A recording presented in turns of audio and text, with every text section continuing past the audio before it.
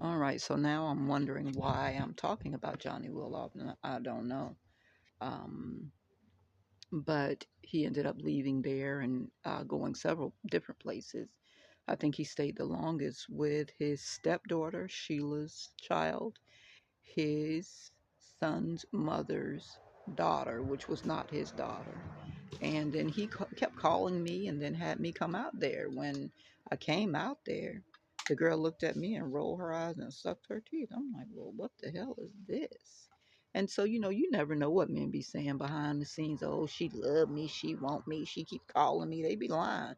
And the way it looked to me is like um, Johnny Will Often and the girl were in a relationship.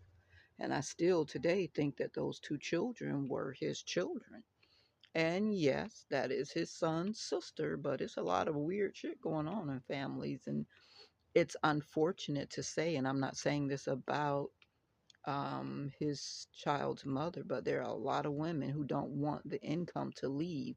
And when you and the man are done, they will send their daughters to come and seduce the men, and they will be okay with their daughters having sex with their ex husband or whatever so that they can stay connected to his paycheck. And we have been through some real sick things. And yes, in the 1950s, during sharecropping, there were families marrying off their young 14-year-old daughters to 50 and 60-year-old men. That hasn't been a long time ago. So this is still in our current genetic and mental thought process.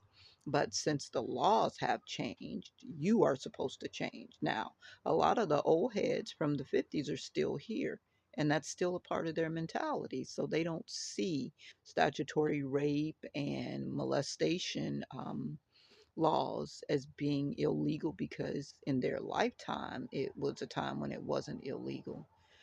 So he ended up at Suge's house, and he said Suge didn't want him on the porch. He probably lied. Suge didn't want him there anymore, or maybe Suge found out some things and it concerned her, so she did make him leave. Well, he called me. Suge's grandson took him to the hotel. I told him he had to book the room online to get the deal, which was like $80. When he got there, they asked him for 180. So he fake cried. Now, Johnny Will Lofton is a Virgo. He's stingy. He always got money because he ain't sharing shit with nobody. And he's like, now, Lee, when you needed help, I let you stay at my house. You got to let me stay at your house. I said, you ain't coming in here. You can sleep in my car in the yard. He agreed.